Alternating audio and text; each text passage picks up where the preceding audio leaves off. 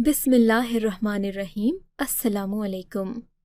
मैं बचपन से ही बहुत खूबसूरत थी। मेरी खूबसूरती की मिसालें तो पूरे मोहल्ले में दी जाती थीं, लेकिन यही बात मेरी अम्मा के लिए सबसे बड़ा ख़तरा बन चुकी थी, क्योंकि मेरी अम्मा को लगता था कि लड़की जितनी खूबसूरत हो उसे उतनी ही जल्दी ब्याह देना चाहिए।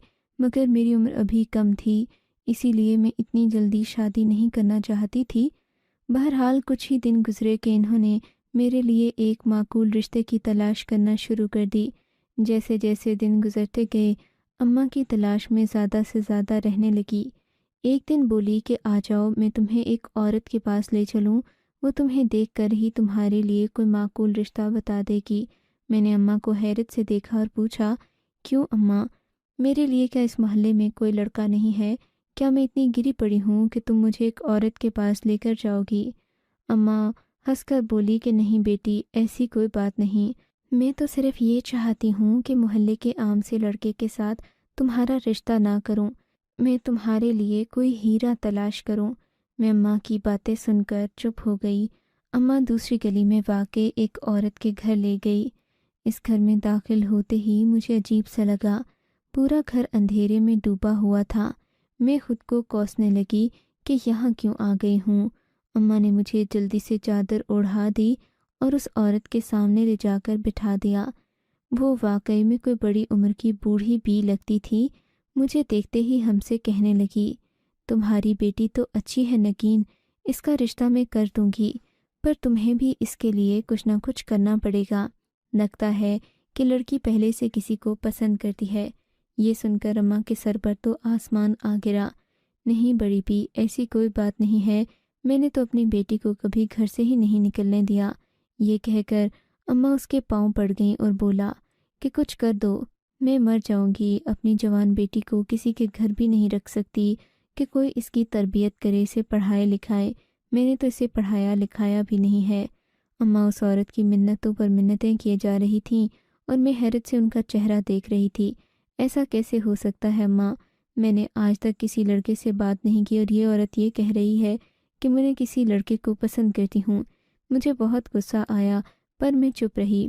थोड़ी देर गुजरी कि औरत ने अम्मा से कहा, तुम एक काम करो, अपनी बेटी को कुछ दिन मेरे पास ही रहने दो, ये यहाँ रहेगी तो कुछ ना कुछ सीख जाएगी।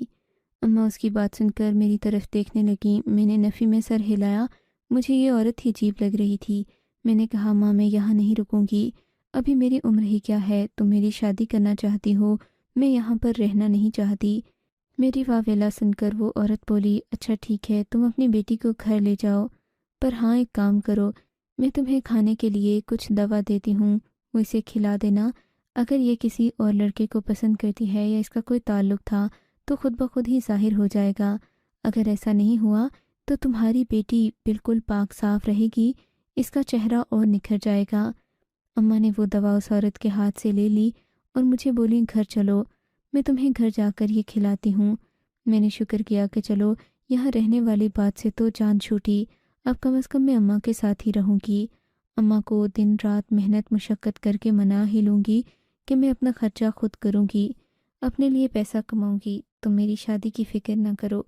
हम लोग उस औरत के घर से आए तो अम्मा बाकायदा परेशान थीं। मुझसे कहने लगीं कि जल्दी जाकर खाना पीना कर ले, ताकि मैं तेरे लिए ये दवा घोल कर रखूँ, ये भी तो खानी है, पता चले कि तू वाकई पाक दामन है या नहीं। अम्मा की बात से बड़ी हैरत हुई, पर मैंने खाना खा लिया। अम्मा से दवा मांगी तो बोली, ऐसे नहीं दूंगी, तू बाहर फेंक दे और मुझे कह दे कि मैंने खा ली है तो क्या होगा, बार बार ये मुकद्दस दवा नहीं मिलती। मैं अम्मा की सोच पर हैरान थी। बहरहाल मैंने अम्मा के सामने ही वो गोली खा ली। अम्मा बोली कि जाकर सो जा, इसका असर सुबह ज़ाहिर होगा। मैं अम्मा के कहने पर जाकर दूसरे कमरे में सो गई। मुझे काफ़ी देर हो गई थी सोए हुए। आज इतनी गहरी नींद आ रही थी कि इससे पहले ऐसा कभी भी नहीं हुआ था। मैं काफ़ी देर सोई रही। 7-8 घंटे मुझे सोते हुए गुजर गए थे। जब मेरी आँख खुली तो रात के 8 बज रहे थे। अम्मा जाग रही थीं, खाना पकाने की तैयारी कर रही थीं। हमारे घर खाना अक्सर रात के 10 बजे तक ही पकता था। बहरहाल मेरा खाना खाने का बिल्कुल मन नहीं कर रहा था। मेरे पेट में शदीद दर्द हो रहा था। میں نے اماں کو بتایا کہ میرے پیٹ میں درد ہو رہا ہے۔ اماں بولی کہ گیس ہو گئی ہوگی، تو اتنی دیر سوئی رہی اس لیے۔ میں نے چپ کر کے اس بات کو نظر انداز کر دیا۔ اماں نے دیسی گھی کے ساتھ مجھے سرسوں کا ساگ کھلایا اور کہنے لگی، اب ہم چلتے ہیں، صبح کے لیے پانی بھر کے لے آتے ہیں تاکہ کوئی مشکل نہ ہو۔ میں نے بھی اماں کے ساتھ گھڑا اٹھایا۔ کھانا کھانے کے بعد ہم لوگ گھر سے نکل پڑے، پر مجھے محسوس ہو رہا تھا جیسے میرے پیٹ میں شدید درد ہو رہا ہو، میری پسلیاں جیسے ٹوٹ کر نیچے گر پڑیں گی۔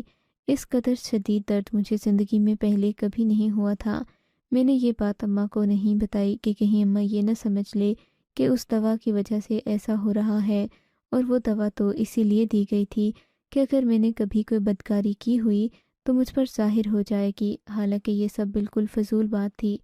میں نے گھر آتے ہوئے بھی اماں کو نہیں بتایا، پر درد میں اضافہ ہو چکا تھا۔ میرا پیٹ اس قدر درد میں تھا کہ لگتا جیسے میں نے کوئی آرا اپنے پیٹ پر رکھ لیا ہو اور وہ ہر لمحے مجھے چیر رہا ہو۔ میں بڑی مشکل سے گھر پہنچی۔ گھر پہنچ کر اماں سے کہا کہ مجھے نیند نہیں آئی، میں کھانا کھا کر مظفر کے گھر چلی جاتی ہوں۔ مظفر میرے ماموں کا بیٹا تھا۔ مظفر لوگ ہمارے گھر کے قریب ہی رہتے تھے۔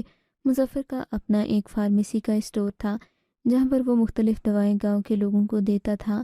میں نے سوچ لیا کہ مظفر سے جا کر اپنے پیٹ کے درد کا کہوں گی، وہ کوئی دوا دے دے گا تو میں ٹھیک ہو جاؤں گی۔ اس طرح اماں کی دی ہوئی دوائی کا اثر بھی مجھ پر ظاہر نہیں ہوگا، پر ایسا ہونے کے قابل میں رہی نہیں تھی۔ میرے پیٹ میں شدید درد اٹھا، یہاں تک کہ مجھے اماں کو بتانا ہی پڑا۔ میں درد سہ نہ سکی اور بیڈ پر جا کر بیٹھ گئی۔ اماں میری طرف دیکھ کر بولی، یہ درد تجھے کب سے ہو رہا ہے؟ جب سے جاگی ہوں اماں، تب سے یہی درد ہو رہا ہے۔ میں نے کہا تو اماں پریشان ہو کر مجھے دیکھنے لگی، پھر میرے قریب آ کر پیار سے بولی، دیکھ بیٹی، اگر تو نے کبھی کچھ ایسا کیا ہے تو مجھے ابھی بتا دے تاکہ میں اس عورت کے سامنے شرمندہ نہ ہوں۔ وہ بڑی پہنچی ہوئی ہے، مجھے تمہاری چچی نہیں بتایا ہے کہ یہ عورت واقعی پڑھی لکھی ہے، اور ہم جیسے لوگوں سے تو بات کرنا بھی پسند نہیں کرتی تھی، لیکن پھر اس کے دل میں کوئی ایسی بات آئی کہ اس نے سب کچھ چھوڑ چھاڑ کر اللہ کا راستہ اختیار کر لیا۔ یہ لوگوں کو اللہ کے راستے پر لاتی ہے، بڑی ہی نیک عورت ہے۔ اس نے کئی لڑکیوں کے رشتے بھی کروائے ہیں، کچھ تو شہر چلی گئیں اور کچھ گاؤں میں ہی رہ گئیں۔ اماں نے مجھے اس عورت کے مختلف قصے سنا کر قائل کر لیا کہ یہ درد اس دوا کی وجہ سے نہیں ہوا۔ میں نے بھی یہ بات مان لی، مگر جو بھی تھا مجھے شدید درد تھا۔ اماں کہنے لگیں کہ ابھی مظفر کے گھر نہیں جا سکتے، وہ کہے گا کہ بے وقت ہی آ جاتے ہیں، صبح ہوگی تو چلیں گے۔ اماں یہ کہہ کر سونے کے لیے لیٹ گئیں، مگر میرے پیٹ میں ساری رات شدید درد رہا۔ اب مجھے محسوس ہو رہا تھا کہ درد بڑھتے بڑھتے میرے پیٹ کا حجم بھی بڑھ رہا ہے۔ مجھے ایسا لگنے لگا جیسے میں کوئی بچے پیدا کرنے والی عورت ہوں جس کا پیٹ بڑھا ہوا ہوتا ہے۔ میں اب اس بات سے اور زیادہ پریشان ہو گئی تھی۔ صبح ہوتے ہوتے میرا پیٹ کسی مٹکے کی طرح ہو چکا تھا۔ اب مجھے لگنے لگا تھا جیسے میں ایک بیمار انسان ہوں، میری زندگی ختم ہونے والی ہے۔ صبح ہوتے ہی میں نے اماں کو فوراً جگا دیا۔ ابھی فجر کا ہی وقت تھا جب میں نے اماں کو جھنجھوڑ کر اٹھا دیا اور کہا، ماں بہت بڑی مصیبت ہو گئی ہے، میرے پیٹ میں شدید درد ہے، ایسا لگتا ہے جیسے میرا پیٹ ابھی پھٹ جائے گا، لگتا ہے میں نے پانی بہت پی لیا۔ اماں میری طرف شک بھری نظروں سے دیکھ کر بولی، تو سچ بتا دے، کیا تو نے کبھی ایسا کچھ نہیں کیا؟ مجھے تو لگتا ہے یہ پیرنی جی کی دوا کا اثر ہے، انہوں نے کہا تھا اگر تو کسی اور کو پسند ہوئی تو تیرے ساتھ کوئی نہ کوئی نشانی ضرور ظاہر ہوگی۔ میں نے اماں کے آگے ہاتھ جوڑ دیے کہ ان فرسودہ باتوں سے دور رہو، پر اماں نہ مانی، بولی کہ میں تجھے نگین باجی کے پاس لے جاؤں گی، وہاں جا کر ہی پتہ چلے گا کہ یہ کیا معاملہ ہے۔ اماں نے مجھے اسی وقت چادر اوڑھائی۔ ہم صبح سویرے ہی گھر سے نکل پڑے۔ بہرحال جہاں پر ہم لوگ گئے تھے وہ گھر ابھی اندھیرے میں ڈوبا ہوا تھا۔ میں نے اماں کو پریشانی سے دیکھا۔ مجھے لگتا ہے کہ یہ عورت ابھی نہیں جاگی، ماں واپس گھر چلو۔ میری بات سنتے ہوئے اماں نے کمرے کا دروازہ بجایا، تبھی 2 منٹ کے بعد دروازہ کھلا۔ وہی عورت نمودار ہوئی، اس کا چہرہ وحشت زدہ تھا پر آنکھوں میں چمک تھی۔ اماں کو دیکھتے ہی بولی، کیا ہوا ہے نگین، تم اس طرح میرے در پر کیوں آئی ہو؟ اماں نے روتے ہوئے کہا، بہن معاف کر دو، مجھے لگتا ہے کہ میری بیٹی سے واقعی کوئی غلطی ہو گئی، دیکھو اس کا پیٹ راتوں رات بڑھ گیا ہے۔ وہ عورت اپنی آنکھوں میں چمک لیے مسکرا کر بولی، ہاں مجھے بھی لگتا ہے کہ ایسا ہی ہوا ہے، تمہاری بیٹی نے ضرور کوئی نہ کوئی ایسا کام کیا جس کی اس کو سزا مل رہی ہے۔ یہ کہہ کر اس عورت نے سنگ دلی سے میری طرف دیکھا اور بولی، اندر آ جاؤ، میں اس کا علاج کرتی ہوں۔ اماں مجھے لے کر اندر والے کمرے میں آ گئی تھیں۔ میرا درد کے مارے برا حال تھا، لگتا تھا جیسے ابھی مر جاؤں گی۔ اس عورت نے مجھے اپنے سامنے بٹھا کر میری آنکھوں کے پپوٹے دیکھے اور بولی، بس تجھ میں ایک ہی بیماری ہے، تیری شادی نہیں ہوئی۔ اگر تیری شادی ہو جائے گی تو یہ تکلیف بھی کم ہوگی، کیونکہ شادی کرنے سے سارے گناہ دھل جاتے ہیں، پھر تو پاک ہو جائے گی۔ لیکن تیرے وجود میں جس کا گناہ پل رہا ہے وہ تو سامنے آ کر رہے گا۔ یہ بات سن کر میرے تو دل پر بجلیاں گر گئیں۔ یہ آپ کیا کہہ رہی ہیں پیرنی جی؟ میں نے حیرت سے پوچھا۔ صحیح ہی تو کہہ رہی ہوں، تیرے پیٹ میں کسی کا گناہ پل رہا ہے، اور یہ تو صرف نشانی ظاہر ہوئی ہے، ورنہ شاید اسی طرح 9 مہینے چلتا رہتا اور کسی کو پتہ نہ چلتا۔ میں نے اماں کی طرف رو کر دیکھا۔ اماں مجھے خونخوار نظر سے دیکھ رہی تھیں۔ میرے تو رو رو کر برا حال تھا۔ اس عورت نے مجھے کہا کہ اب تمہارا کچھ نہیں ہو سکتا، اس لیے تمہاری جلد از جلد شادی کر دینی چاہیے۔ اماں اس کے پاؤں پڑ گئیں اور بولیں، پیرنی جی میری بیٹی کا کچھ کرو، میری بیٹی خوبصورت ہے، ویسے تو یہ کسی کے لیے نہیں مانتی، پر مجھے لگتا ہے کہ اب اس کا وقت آ گیا ہے۔ اگر اس نے اتنی بڑی غلطی کی ہے، مشکل سے کوئی اس کو قبول بھی کر لے تو بڑی بات ہے، بلکہ یہ ایک معجزہ ہوگا، ورنہ ایسی عورت سے شادی کون کرتا ہے؟ چلو تم فکر نہیں کرو، میں تمہارے لیے رشتے کی کوشش کرتی ہوں۔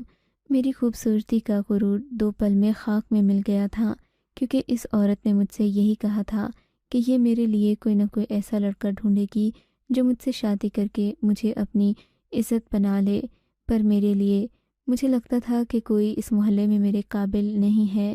میں نے اماں کو یوں تو کہہ دیا تھا، لیکن صحیح بات ہے کہ محلے میں ہر لڑکا بے روزگار اور نشئی تھا، کوئی بھی ایسا نہیں تھا جس سے میری شادی ہو سکے۔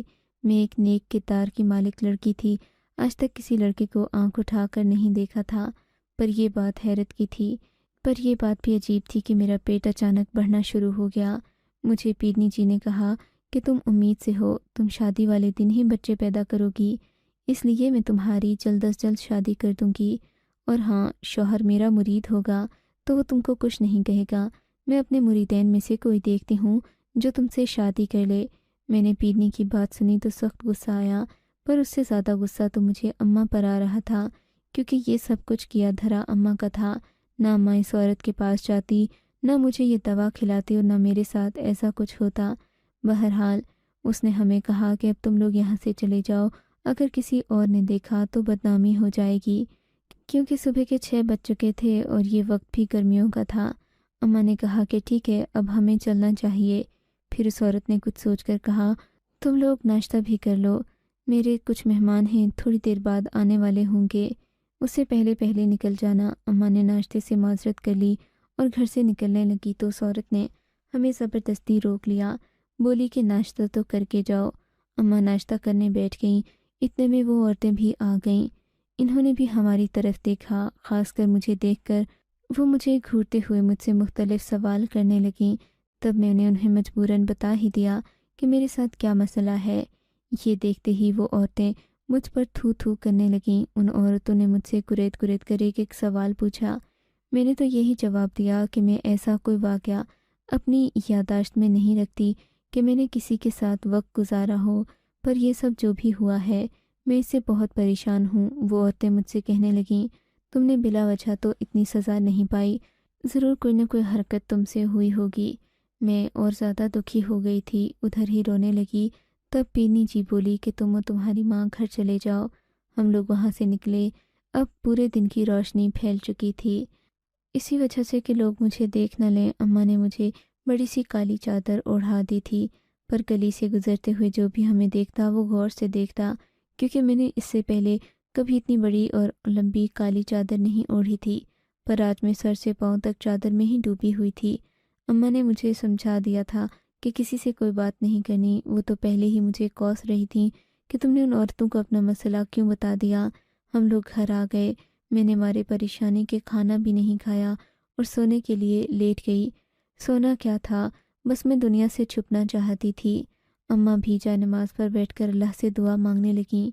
نہ جانے اماں اتنی بے وقوف کیوں تھیں، مجھے اچھی طرح یاد تھا، اور یاد ہے کہ میں نے کبھی کسی لڑکے کو آنکھ اٹھا کر بھی نہیں دیکھا، پھر یہ معاملہ تو بہت بڑا الزام اور تہمت ہے۔ میں دل میں سوچنے لگی، اللہ سے دعا کی کہ وہ مجھے اس مصیبت سے نکالے۔ شام کو ہی ایک عورت اماں کے پاس آئی اور بولی کہ تمہاری بیٹی کا رشتہ مل گیا ہے، اسے جلد از جلد بھیجا دو ورنہ تمہارا نام خراب ہو جائے گا۔ میں نے اماں سے کہا کہ اماں تم مجھے بہانے کی کرو، اب میں کسی سے بھی شادی کرنے کو تیار ہوں۔ میرے سر پر جو بدنامی کا داغ لگ چکا ہے وہ شاید کبھی نہ مٹ سکے۔ اماں نے اس عورت سے کہا کہ تم میرے لیے کوئی بھی رشتہ لے کر آ جاؤ، میں وہ قبول کرنے کو تیار ہوں۔ تب اس عورت نے میرے چچا کی بیٹے کا نام لیا۔ میرے چچا کے بیٹے کا نام ماجد تھا۔ ماجد دن بھر کبوتر اڑاتا رہتا تھا، مگر بہت ہی نکما اور ہڈ حرام قسم کا لڑکا تھا۔ میں اسے کبھی دیکھنا بھی پسند نہیں کرتی تھی، اور آج میری شادی کی باتیں اس سے ہو رہی تھیں، وہ بھی بڑا احسان کر کے کہ ایسی لڑکی کو تو کوئی قبول ہی نہیں کرتا۔ پر پھر ایک عجیب واقعہ ہوا، میرا رشتہ ماجد کے ساتھ طے پا گیا، پر عین نکاح کے موقع پر ماجد بگڑ گیا۔ بولا کہ میں ایسی بدکار لڑکی سے شادی کروں تو اس بات کی کیا گارنٹی ہے کہ یہ کل کو کسی کے ساتھ نہیں جائے گی، اور میں اسی چیز کی گارنٹی لینے کے لیے آپ کا مکان اپنے نام لکھواؤں گا، تاکہ اگر یہ کوئی غلطی کرنا بھی چاہے تو بے گھر ہونے کے خوف سے کچھ نہ کر سکے۔ میں ہکا بکا رہ گئی تھی، میری عزت تو دو کوڑی کی ہو کر رہ گئی تھی، یعنی میری گارنٹی کے لیے بھی میری ماں کو اپنی چھت کی قربانی دینا پڑ رہی تھی۔ اماں اور کیا کرتی، مکان بھی لکھ کر ماجد کے نام کر دیا اور میری شادی ماجد سے کر دی۔ نکاح کے فوراً بعد ہی ماجد نے مجھے تانے دینا شروع کر دیے کہ تم ایک بدکار لڑکی ہو۔ تبھی کمرے کے دروازے پر دستک ہوئی۔ میری چچی نے دروازہ کھٹکھٹایا تھا۔ میں نے ان کی طرف دیکھا تو وہ ہنستی ہوئی اندر آ گئیں، میرے سامنے بیٹھ کر بولیں، تو بڑی پڑھی لکھی بنتی تھی نا، دیکھ لیا آج کیا حشر ہوا، اسی لیے کہتے ہیں کہ اپنے بڑوں کے سامنے زبان نہیں کھولنی چاہیے۔ میں چچی کی باتیں سن کر حیران ہو گئی۔ میں نے کچھ نہیں کیا چچی، یہ تو وقت برا ہے، قسمت نے مجھے یہاں پہنچایا، ورنہ میری قسمت یہ تو نہ تھی۔ تب چچی ہنستے ہوئے بولیں، یہ قسمت نہیں، اسے چالاکی اور عقل مندی کہتے ہیں میری جان۔ میں نے حیرت سے ان کی طرف دیکھ کر پوچھا، کس بات کی عقل مندی چچی؟ کچھ نہیں، تم یہ گولی کھا لو، تمہیں صبح سمجھ آ جائے گی۔ یہ سن کر مجھے بہت برا لگا، پر میں خاموش ہو گئی تھی کیونکہ میری عزت تو دو کوڑی کی رہ گئی تھی، اب میں کسی سے کیا بات کرتی۔ میں نے وہ گولی لے کر کھا لی۔ اب تو مجھے دل چاہتا تھا کہ میں زہر کھا لوں، ہمیشہ کے لیے سو جاؤں۔ بہرحال وہ گولی میں نے لے کر کھا لی۔ میرا دل بہت برا ہو چکا تھا۔ میں سونے کے لیے لیٹ گئی۔ ماجد نے بھی مجھ سے کوئی خاص بات چیت نہیں کی۔ جب صبح میری آنکھ کھلی تو مجھے اپنا وجود ہلکا سا محسوس ہوا۔ میں نے اپنے پیٹ پر ہاتھ رکھ کر دیکھا تو وہ سارا حجم ختم ہو چکا تھا، میرا پیٹ پہلے جیسا ہو گیا تھا۔ یہ دیکھ کر مجھے بڑی حیرت ہوئی تھی۔ مجھے حاجت ہوئی، میں فوراً غسل خانے کی طرف بھاگی۔ میرے جسم سے سارا پانی نکل چکا تھا اور اب میں ہلکا پھلکا محسوس کر رہی تھی۔ میں غسل خانے سے باہر آئی تو چچی سامنے کھڑی تھیں۔ میرا پیٹ دیکھ کر بولیں، تمہارا بچہ پیدا ہو گیا، بلکہ ایک نہیں 3 بچے پیدا ہوئے ہیں۔ یہ سن کر چچی ہنسنے لگی۔ میں نے ان کی طرف دیکھا، مجھے سمجھ نہیں آئی۔ اب میں سمجھی تھی کہ بچے والا ناٹک صرف اس لیے کیا گیا کہ چچی جان میری جائیداد یعنی میرے باپ کا دیا ہوا واحد مکان ہتھیا سکیں، اور اس پریشر میں آ کر اماں کو بھی اس قدر تنگ کیا کہ اماں بیچاری نے میری شادی ان کے نکمے بیٹے سے کر دی تھی۔ میں ساری چیزیں میرے دماغ میں چلنے لگیں۔ مجھے اپنی چچی سے سخت نفرت محسوس ہوئی، بلکہ اپنے شوہر سے بھی گھن آنے لگی۔ میرا دل چاہا کہ زمین پھٹے اور میں اس میں سما جاؤں۔ میں فوراً بھاگتی ہوئی اماں کے پاس گئی۔ اماں بھی مجھے دیکھ کر حیران رہ گئی، بولی کہ یہ کیا ہوا؟ میں نے ان کو ساری حقیقت بتا دی۔ یہ دیکھ کر اماں کو بھی بہت افسوس ہوا۔ پورے گاؤں والوں کو یہ حقیقت پتہ چل چکی تھی کہ مجھ پر الزام لگایا گیا۔ سب لوگ چچی پر تھو تھو کرنے لگے کہ صرف ایک مکان کے بدلے انہوں نے ایک بچی کی زندگی تباہ کر دی۔ میں خدا کا شکر ادا کرنے لگی کہ میرے سر سے یہ دبا تو اتر گیا۔ 2 دن سے جب مجھے لگنے لگا تھا کہ میں ایک بد کردار لڑکی ہوں تو زندگی جہنم کی طرح لگنے لگی تھی، پر میں نے اللہ کا شکر ادا کیا۔ سچ پوچھیں تو عزت سے بڑی کوئی چیز نہیں۔